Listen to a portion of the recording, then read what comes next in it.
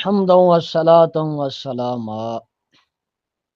آج ہم درس نمبر 2 پڑھنے لگے ہیں۔ آج ہم اصول حدیث کی تعریف اور حدیث کی تعریف آپ کے سامنے پیش کریں گے اور کچھ مزید اصطلاحات آپ کے سامنے بیان کریں گے اور کچھ ابتدائی باتیں آپ کو بیان کریں گے۔ جیسا کہ ہم نے کل کچھ کلام کیا تھا ابتدائی طور پر علوم عالیہ اور علوم عالیہ کے متعلق اور اصول حدیث اور حدیث کی کتب کے متعلق، تو توجہ کیجئے، آج ہم آپ کو کچھ تعریفات بتانا چاہتے ہیں۔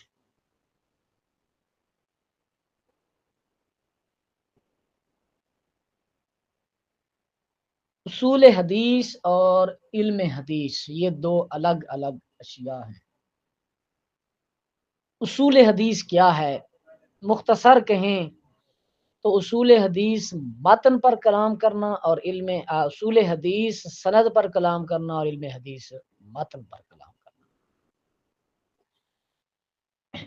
اصول حدیث کے اندر سند اور راویوں اور رجال کی جان پرکھ ہوتی ہے، اور حدیث کے اندر جیسا کہ آپ کہیں کہ بخاری یہ حدیث کی کتاب ہے، جیسا کہ ہم کہیں تدریب الراوی یہ اصول حدیث کی کتاب ہے۔ اصول حدیث کے اندر حدیث کے مردود اور مقبول ہونے کے قواعد ذکر کیے جاتے ہیں، اور علم حدیث کے اندر حدیث کو پڑھنے اور سمجھنے کا جو ہے وہ طریقہ کار بیان کیا جاتا ہے، اور حدیثوں کو پڑھا جاتا ہے۔ تو پہلے نمبر پر اصول حدیث۔ اصول حدیث کیا ہے؟ اصول حدیث کی پہلے نمبر پر ہم آپ کو تعریف بتائیں، کیونکہ آپ جانتے ہیں کہ یہ ہمارا سلسلہ انتہائی مختصر ہے، تو ہم باریک ابحاث میں نہیں جائیں گے۔ اس کے بعد انشاءاللہ تعالی ایک اور دورہ ہم اصول حدیث کا الگ اور علم حدیث کا الگ کریں گے، جس کے اندر ہم انتہائی دقیق طریقے سے ابحاث کو بیان کریں گے۔ اصول حدیث کیا ہے؟ ان اصول کے علم کو کہتے ہیں کہ جن سے حدیث کے احوال معلوم ہوں کہ وہ حدیث مقبول ہے یا مردود ہے، اور مقبول و مردود کی معرفت، اس کی غایت، اور حدیث اور مقبول و مردود کی معرفت کرنا۔ تعریف یہاں تک پیچھے ہو گئی۔ ان اصول کے علم کو کہتے ہیں کہ جن سے حدیث کے احوال معلوم ہوں کہ وہ مقبول ہے یا مردود ہے۔ مختصراً ان اصول کے علم کو علم اصول حدیث کہتے ہیں کہ جن سے حدیث کے احوال معلوم ہوں کہ وہ مقبول ہے یا مردود ہے، وہ حدیث مقبول ہے یا مردود ہے، اس کو کہتے ہیں اصول حدیث۔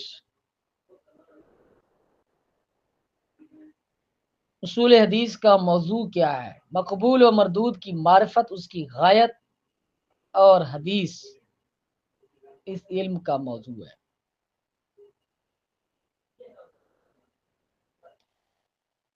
تو یہ ہے اصول حدیث کی اصطلاحی تعریف۔ اصول اور حدیث یہ دو الگ الگ لفظ ہیں۔ اصول حدیث یہ لفظ دونوں عربی کے ہیں، لیکن یہ ترکیب فارسی ہے۔ کسرہ جو ہے یہ اضافت کے لیے آیا ہے۔ حدیث کے اصول، اصول حدیث، اصول یہ اصل کی جمع ہے۔ اس کا معنی ہوتا ہے جز، بنیاد۔ جیسا کہ رب ذوالجلال کا فرمان ہے اصلھا ثابت و فرعھا فی السماء۔ درخت کی مثال بیان کی ہے تو رب نے فرمایا اس کی اصل ثابت ہے، اس کی فرع آسمان تک۔ اصل، جڑ، بنیاد کو بھی کہتے ہیں۔ تو ایک لفظ ہے اصول، ایک لفظ ہے حدیث۔ اس کا لغوی معنی ہے جدید، نئی، چیز واضح کرنا، چرچا کرنا، بات کو ظاہر کرنا، جیسے کہ قرآن مجید فرقان حمید نے بیان فرمایا فَأَمَّا بِنِعْمَةِ رَبِّكَ فَحَدِّثْ، چرچا کر، اور جو رب کی نعمت ہو اس کا چرچا کر. فحدث، چرچا کرنا. حدثا یحدث سے امر کا صیغہ حدث ہے، تحدیث سے. تو حدیث کا ایک معنی چرچا کرنا بھی ہوتا ہے. اصول حدیث کی مرکب تعریف بھی آپ کے پاس آ گئی. انتہائی مختصر کریں تو اصول حدیث کی تعریف یوں کریں کہ وہ قواعد جن کے ذریعے حدیث کا مقبول اور مردود ہونا معلوم ہو جائے، جن کے ذریعے مقبول اور مردود ہونا حدیث کا معلوم ہو جائے، اس کو اصول حدیث، ان قواعد کو اصول حدیث کہتے ہیں. اس کے بعد حدیث کی کیا تعریف ہے؟ حدیث کی تعریف اصطلاحی طور پر حدیث کی کیا تعریف ہے؟ وہ اقوال، افعال، تقریرات، پیدائشی اوصاف اور اخلاقی اوصاف جن کی نسبت پاک نبی صلی اللہ علیہ وسلم کی طرف کی جائے اس کو حدیث کہتے ہیں. تھوڑا سا معنی جو ہے وہ وسیع ہے. اقوال قول کی جمع، افعال فعل کی جمع، تقریرات تقریر کی جمع. قول کیا ہوتا ہے؟ جو آپ نے کہا. فعل کیا ہوتا ہے؟ جو آپ نے کیا. تقریر کیا ہوتا ہے؟ جو آپ کے سامنے کیا گیا، آپ نے اس کی تصدیق کی یا خاموش ہے، اس کو تقریر کہتے ہیں. اور اس حدیث کو تقریری حدیث کہتے ہیں، اور اس حدیث کو فعلی حدیث کہتے ہیں، اور اس حدیث کو قولی حدیث کہتے ہیں. یہ تھی حدیث کی تعریف مختصراً. اس کے بعد ہم چند اصطلاحات بیان کرتے ہیں. چند اصطلاحات. سند کس کو کہتے ہیں؟ متن کس کو کہتے ہیں؟ سند کہتے ہیں جناب والا سند یا سناد. سند کا لغتاً معنی ہوتا ہے ایک شے کا دوسری شے کی طرف، ایک شے کو دوسری شے کی طرف منسوب کرنا، اس کو سند کہتے ہیں. اسناد سے لیں تو پھر اس کا مصدری معنی پورا ہوتا ہے،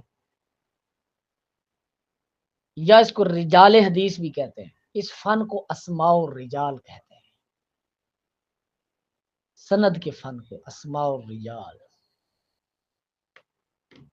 یا دوسری تعریف کریں تو یوں کہیں کہ متن حدیث تک پہنچنے کے راستے کو سند کہتے ہیں.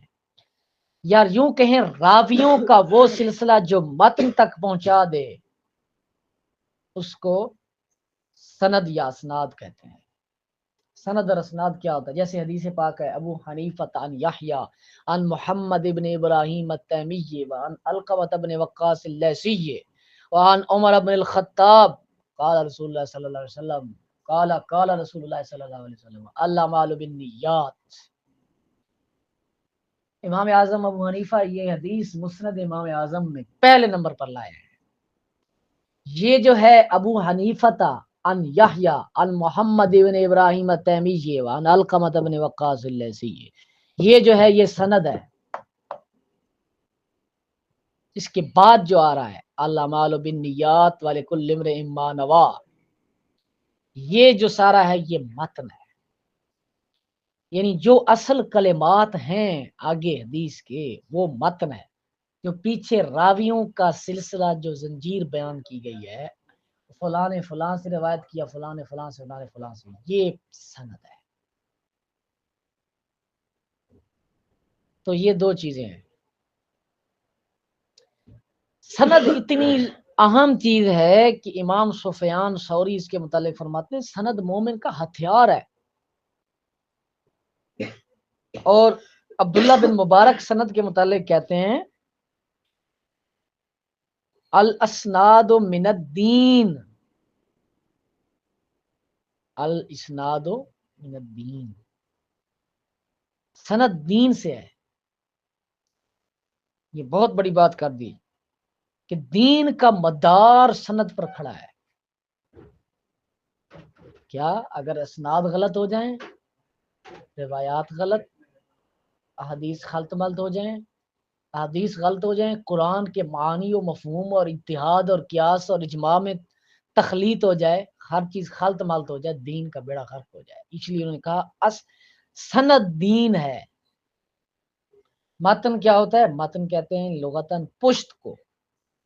محکم اس کا معنی ہوتا ہے سخت جگہ بھی ایک اس کا معنی ہوتا ہے. اصطلاحاً اس کلام کو متن کہتے ہیں جس تک سند کے ذریعے رسائی حاصل ہو.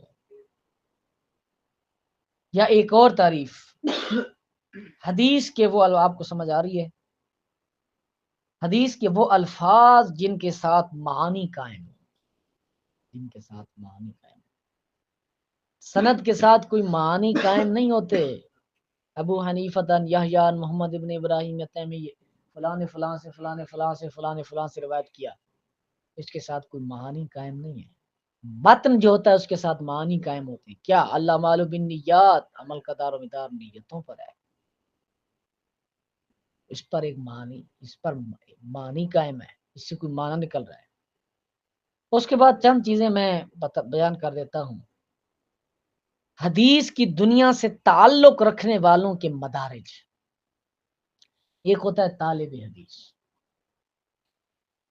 وہ مبتدی جو حدیث میں رغبت رکھتا ہو.